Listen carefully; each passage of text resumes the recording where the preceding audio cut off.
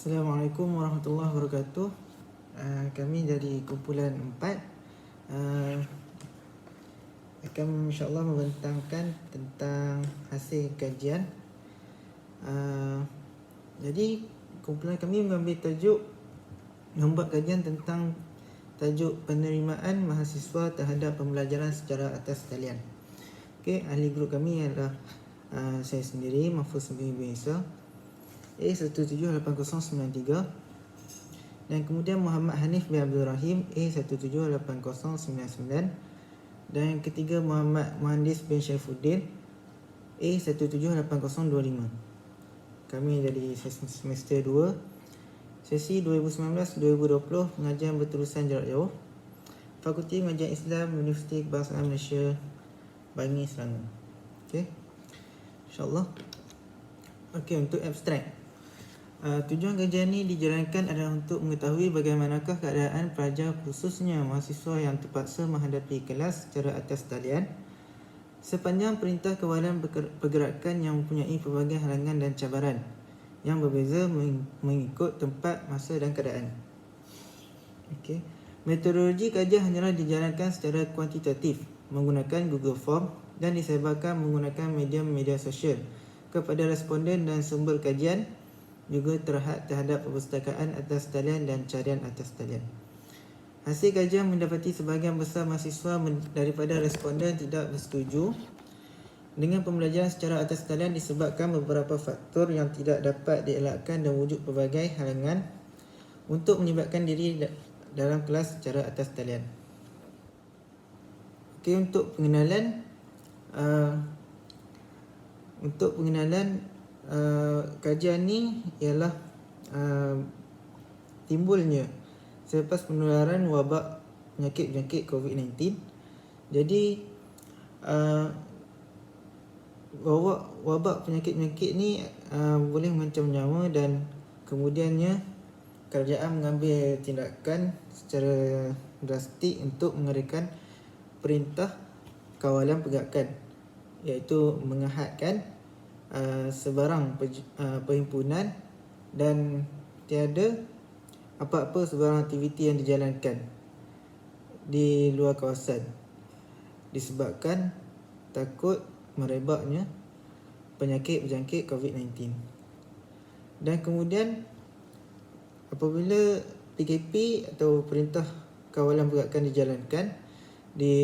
dilaksanakan, maka semua kelas, semua universiti telah membatalkan kelas secara bersemuka, dan begitulah terjadinya kelas secara atas talian adalah inisiatif yang diambil oleh pihak universiti, pihak institusi pendidikan untuk menjalankan kelas walaupun tidak boleh dilakukan secara bersemuka, tetapi akan dilakukan secara atas talian, iaitu masing-masing berada di rumah masing-masing dan hanyalah perlu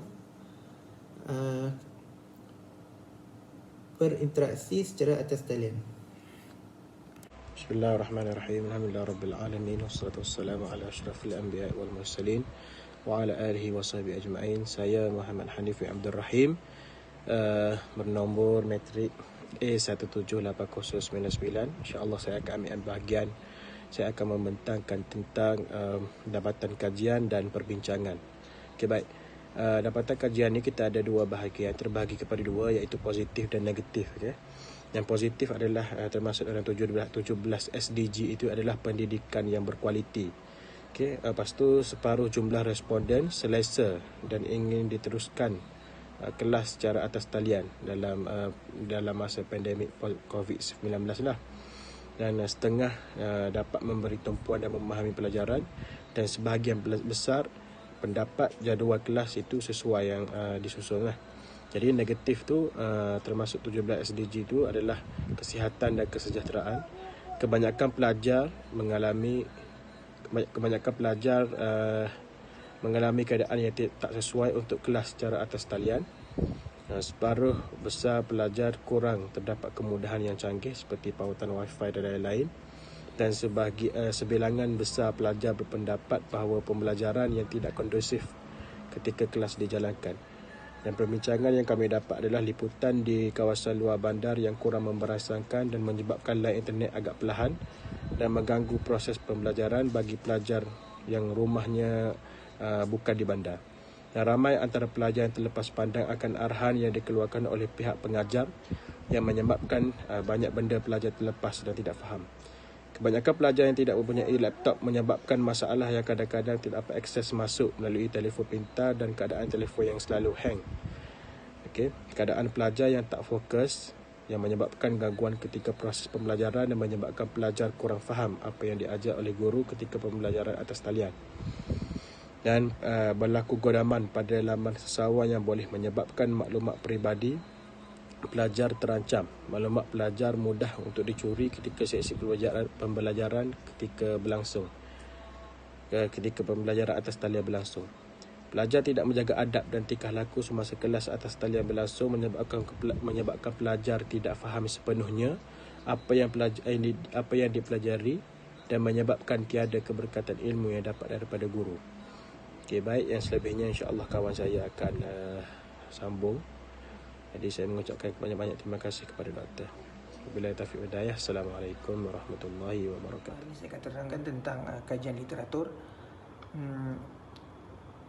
Kajian kami adalah bagaimana mahasiswa menjalani kelas di atas talian ketika mana perintah kawalan pergerakan. Jadi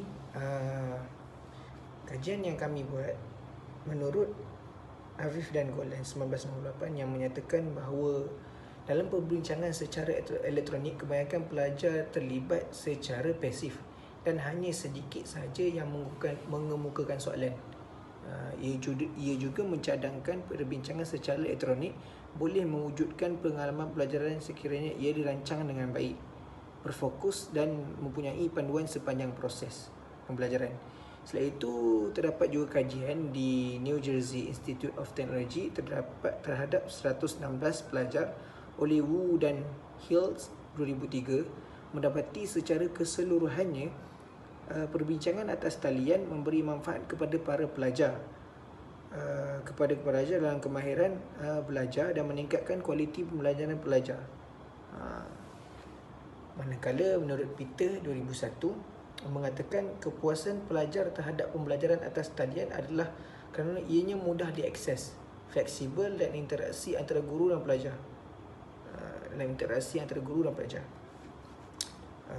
Manakala ada pula Davis Fred D 1999 mengatakan kesenangan penggunaan bagi suatu sistem itu mampu menggalakkan seseorang menggunakannya. Oleh itu, sistem sedia ada perlu ditingkatkan bagi memastikan masalah server dapat diatasi. Bukan itu saja, kajian yang dilakukan di Australia dan New Zealand oleh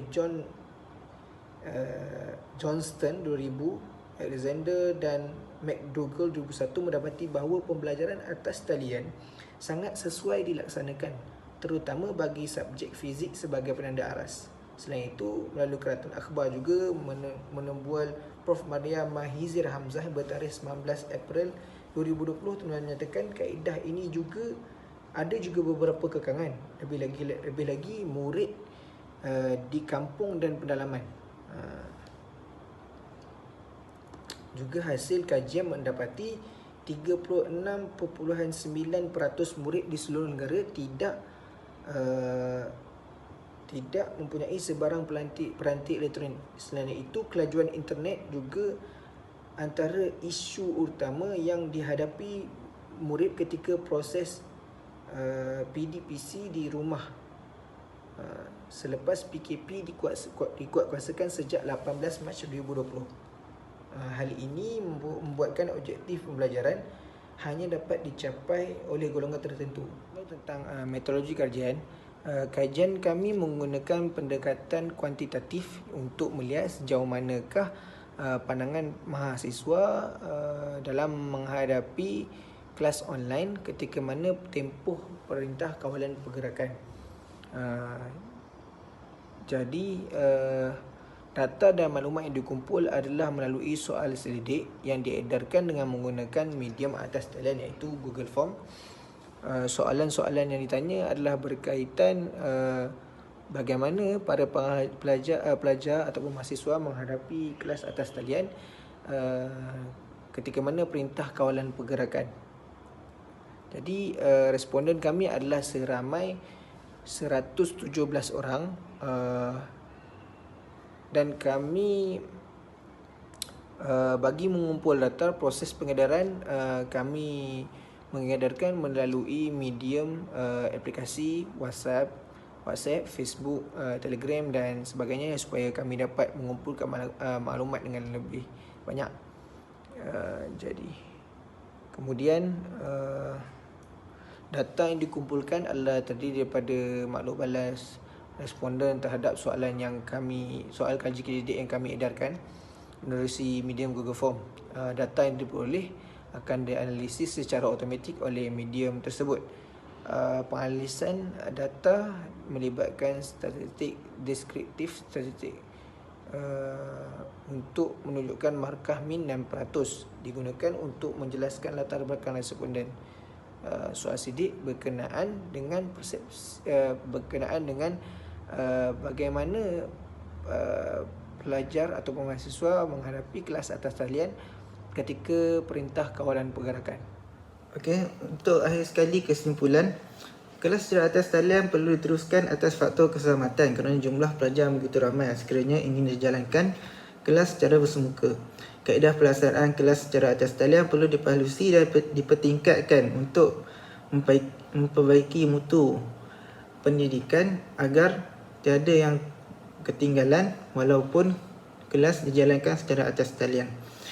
Dan kaedah pelaksanaan kelas secara bersemuka perlu dilaksanakan atas faktor yang tidak dapat dielakkan pelajar melibatkan diri dalam kelas secara atas talian, iaitu bagi mereka yang tidak dapat melibatkan diri untuk kelas secara atas talian boleh diharapkan dapat menghadirkan diri untuk kelas secara bersemuka dengan menjaga penjarakan sosial dan mengamalkan norma baru.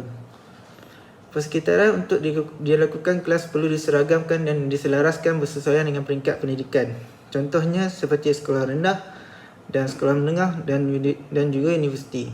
Setiap peringkat pendidikan tu perlu dijalankan berkesesuaian dengan penerimaan pelajar dan juga pengajar. Dan kelas secara atas talian perlu dijalankan mengikut prosedur yang tetap dan bersesuaian dengan keadaan pelajar dan juga pengajar. Sekiranya tidak boleh dijalankan pembelajaran secara bersemuka, kelas secara atas talian perlu dijalankan mengikut prosedur yang tetap dan bersesuaian melihat kepada keadaan pelajar dan juga melihat kepada keadaan pengajar. Kemudahan perlu disediakan kerana terdapat pelbagai faktor yang menyebabkan pelajar tidak dapat menghadiri kelas secara atas talian. Maknanya pihak universiti dan juga pihak pensyarah perlulah melihat kesesuaian keadaan pelajar yang rata-ratanya merupakan bukanlah tinggal di kawasan bandar dan terdapat rangkaian wifi ataupun pautan internet yang kuat. Jadi perkara ini perlulah diperhalusi dan diambil perhatian oleh pihak universiti dan juga pensyarah agar semua pihak dapat melibatkan diri dalam kelas dan seterusnya mencapai target